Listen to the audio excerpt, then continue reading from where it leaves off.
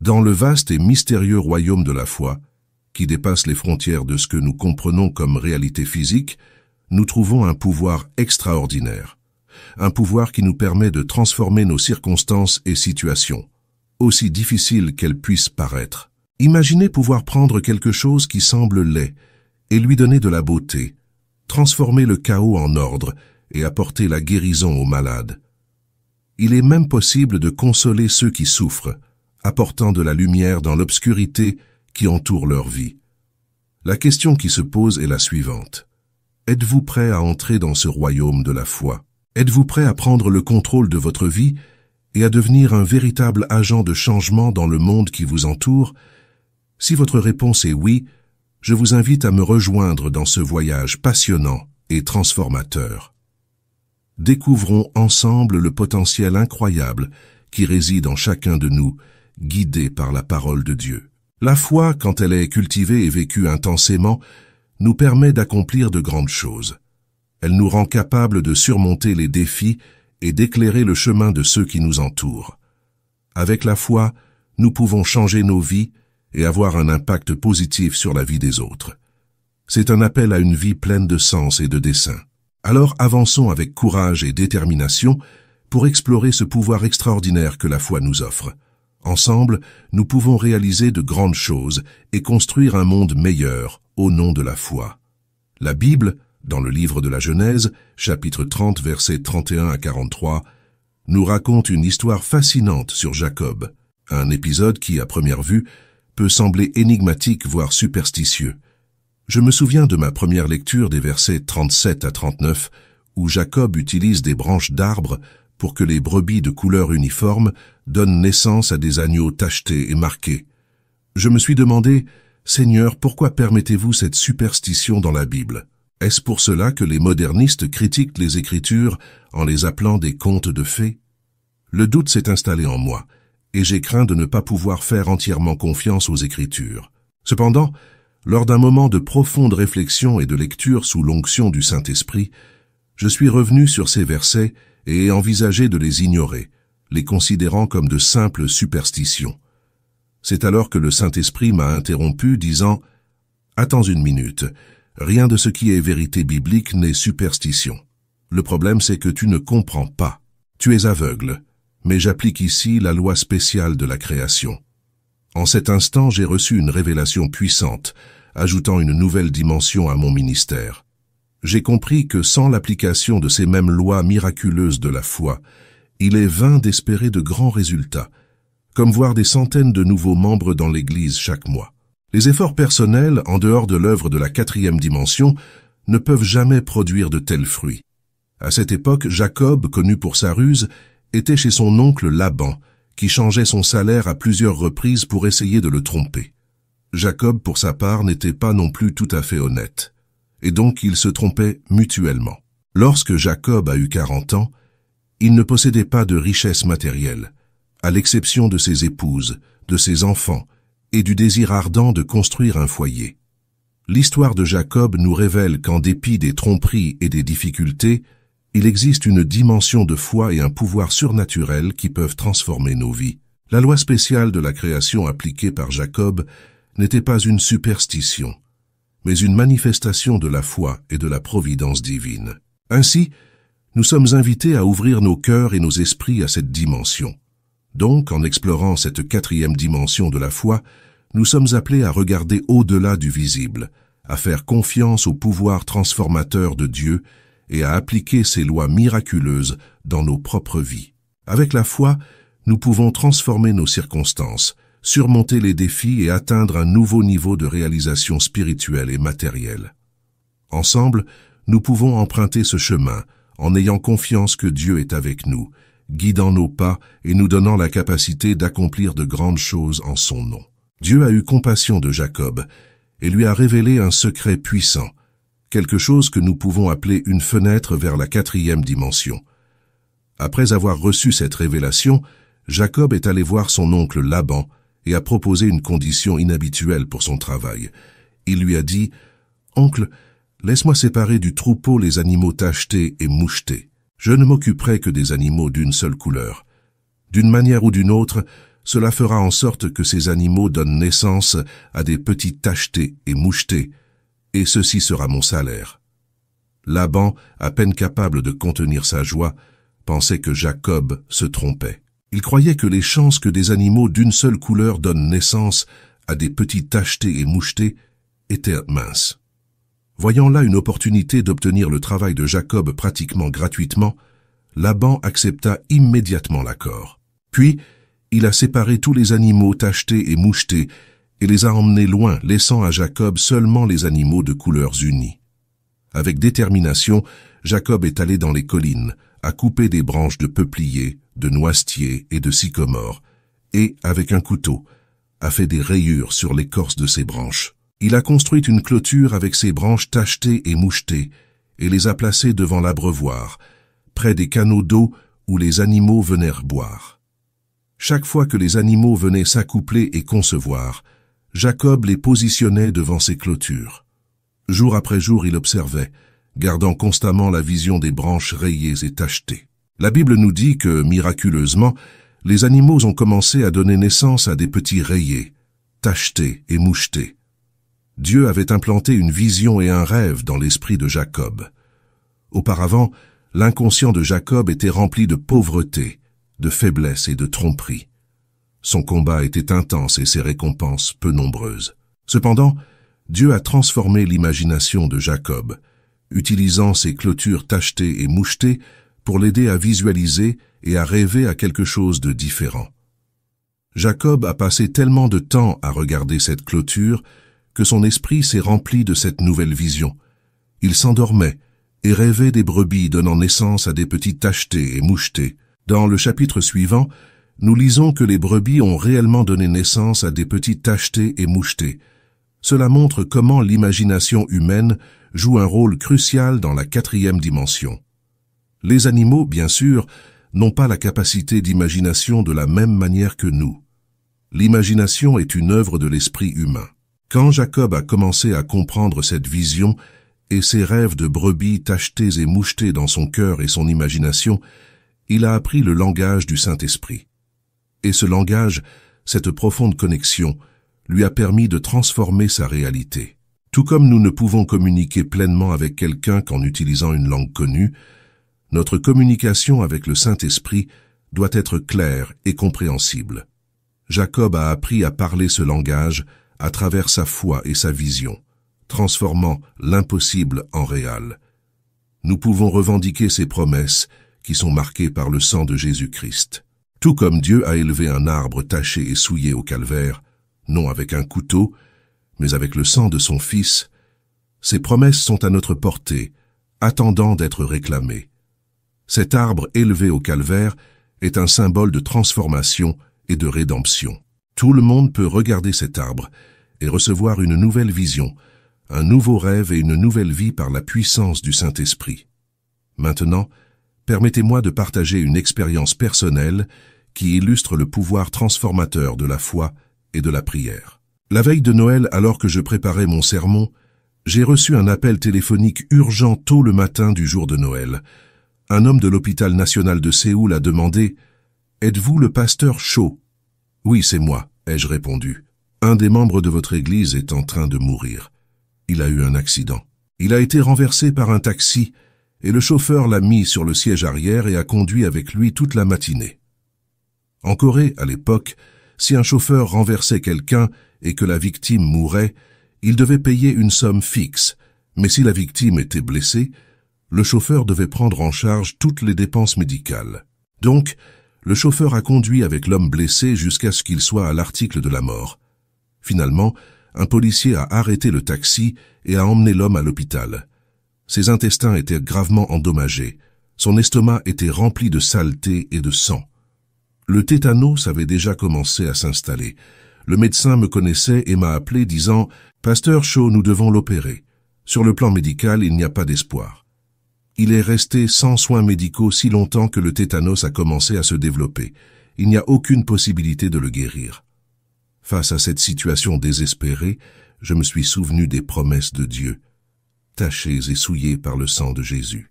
J'ai compris que tout comme Jacob a regardé les branches tachetées pour visualiser sa prospérité, Je devais visualiser la guérison de cet homme par la foi. J'ai commencé à prier avec ferveur, appelant l'Esprit Saint à intercéder. J'ai demandé à Dieu d'opérer un miracle, croyant en ses promesses de guérison et de restauration. Ma foi a été renforcée en me souvenant de l'arbre taché et souillé au calvaire, où Jésus a versé son sang pour notre rédemption. Miraculeusement, l'homme a survécu à l'opération.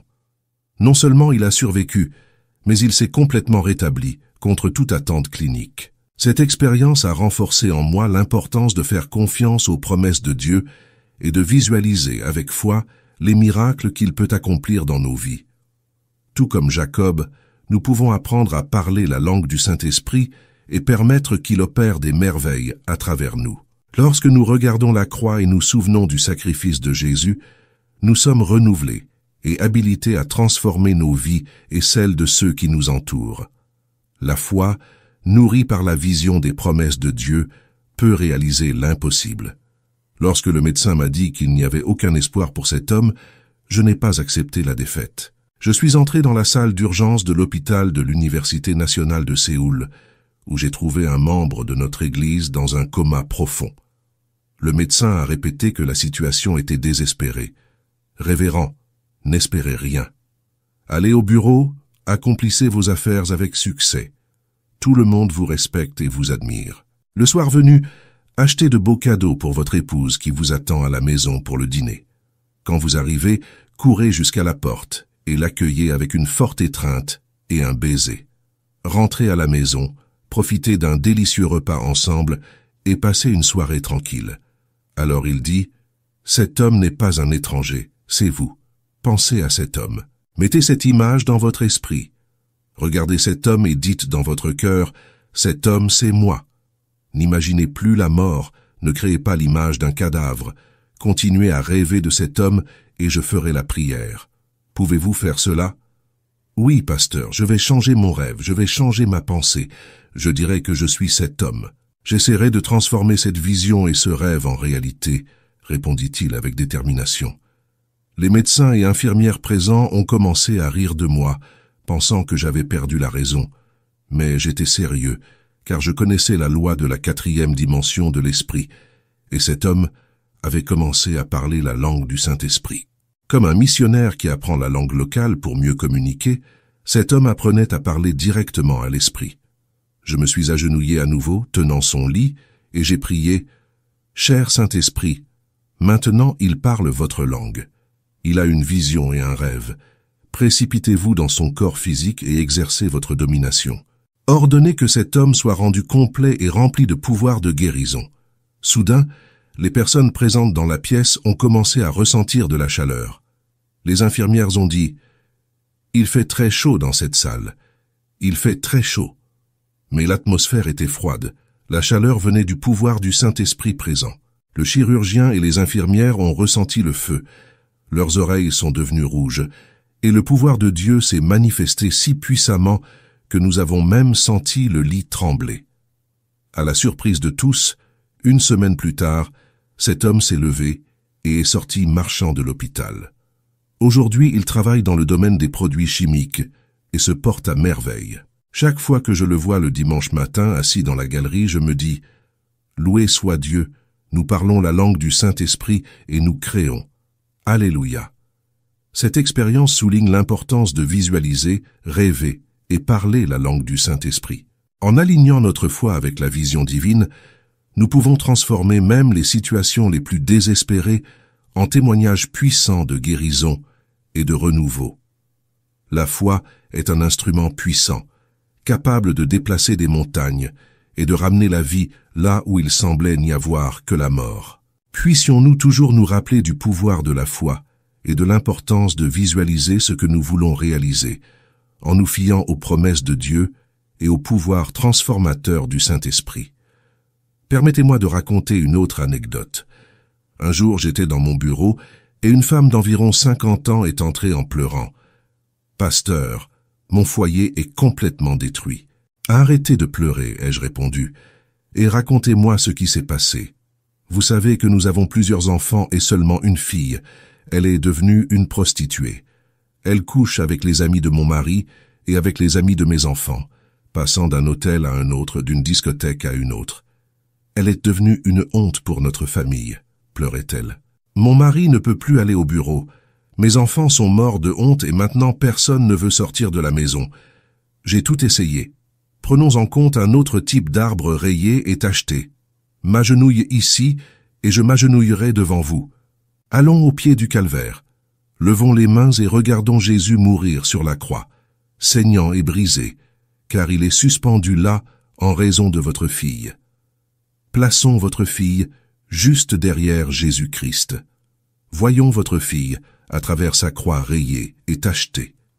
Vous pouvez voir votre fille pardonnée, lavée, régénérée et remplie de l'Esprit Saint, totalement transformée. Vous pouvez créer cette image à travers le sang de Jésus? Oui, pasteur, répondit-elle.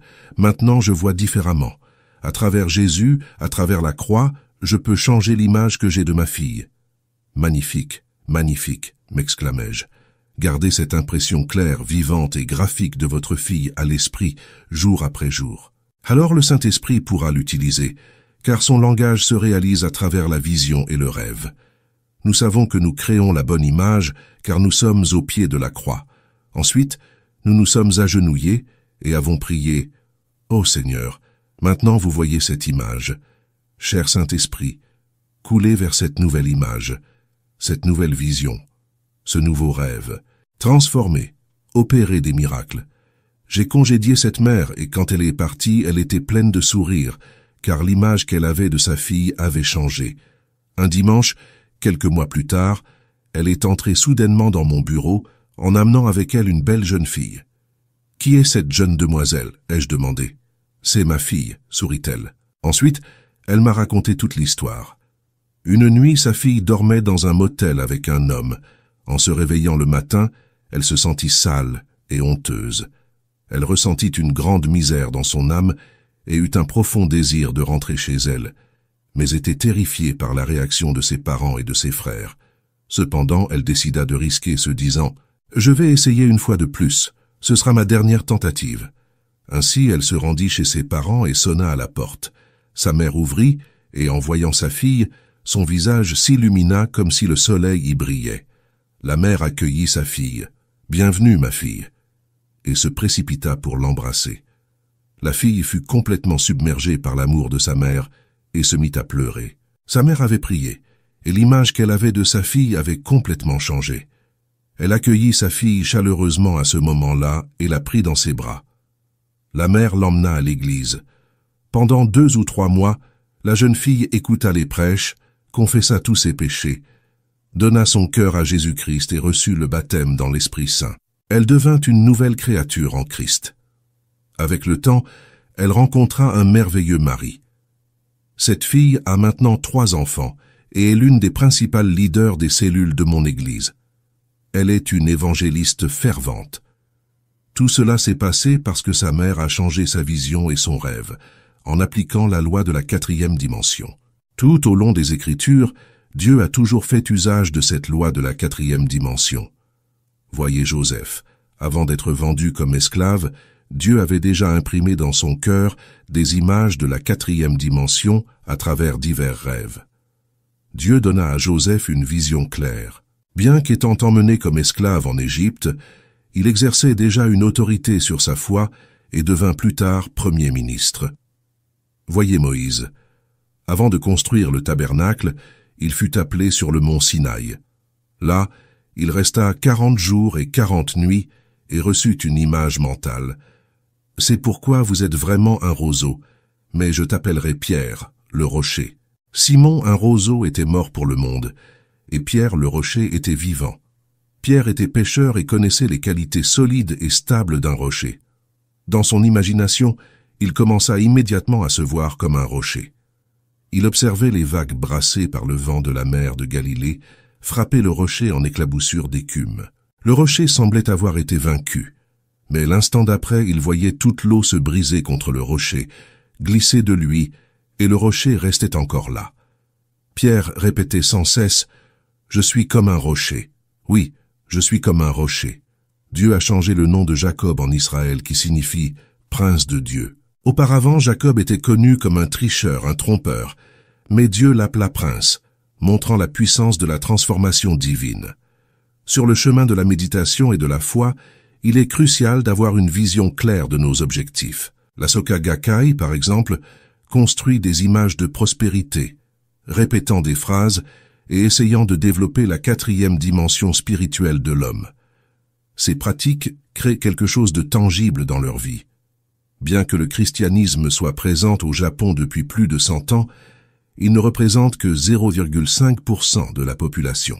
En revanche, la Soka Gakkai compte des millions de fidèles. Ils appliquent la loi de la 4e dimension et réalisent des miracles, tandis que beaucoup dans le christianisme se limitent à parler de théologie et de foi sans expérimenter de miracles. Cependant, en tant qu'enfants de Dieu, qui est un Dieu de miracles, nous avons un désir inhérent de voir ces miracles se réaliser. Sans témoigner de miracles, beaucoup ont du mal à croire pleinement en la puissance de Dieu. Par conséquent, nous avons la responsabilité de fournir des miracles à ces personnes. La Bible n'appartient pas à la 3e dimension, mais à la 4e. En elle, nous lisons sur Dieu et la vie qu'il a pour nous. Nous pouvons apprendre le langage du Saint-Esprit en lisant les Écritures. Cela nous permet d'élargir nos visions et nos rêves, de les façonner et de créer de nouvelles réalités. Laissez le Saint-Esprit vivifier vos visions et rêves, en particulier chez les jeunes. Même si vous n'avez pas la mobilité ou l'opportunité d'être missionnaire, vous pouvez vous asseoir et rêver. Cela a un immense pouvoir. Laissez le Saint-Esprit vous enseigner sa langue, la langue des rêves et des visions. Gardez ces visions et rêves et laissez le Saint-Esprit couler à travers ce langage pour créer. Dieu veut accorder les désirs de votre cœur. La Bible dit « Fais de l'Éternel tes délices, et il te donnera ce que ton cœur désire » à Psaume 37, 4. Proverbe 10, 24 dit « Ce que redoute le méchant, c'est cela qui lui arrive, et les justes sont comblés de désirs. » Ayez un objectif clair. Créez une image mentale vive et graphique et gardez votre enthousiasme, priant tout au long du processus. Ne vous laissez pas tromper par les discours sur l'expansion mentale et le yoga de la méditation transcendantale ou la Soka Gakkai. Ils ne font que développer la 4e dimension humaine, mais n'opèrent pas toujours dans la 4e dimension du bien. Levons-nous et faisons plus que les magiciens de l'Égypte. Il y a beaucoup de magiciens dans ce monde, mais nous devons utiliser tous nos rêves et visions pour notre Dieu saint. Le monde cubique, le monde plat et le monde de la ligne, à travers la maîtrise de la 4e dimension, le royaume de la foi, peuvent transformer les circonstances et les situations, apporter de la beauté au laid, de l'ordre au chaos, guérir les malades et consoler les souffrants. Si ce message a été significatif et a apporté une réalité spirituelle à votre vie, partagez votre expérience pour que nous soyons édifiés ensemble. Abonnez-vous à notre chaîne et partagez avec vos amis afin que davantage de personnes soient touchées par la parole de grâce de notre Seigneur Jésus-Christ. Grâce et paix à tous.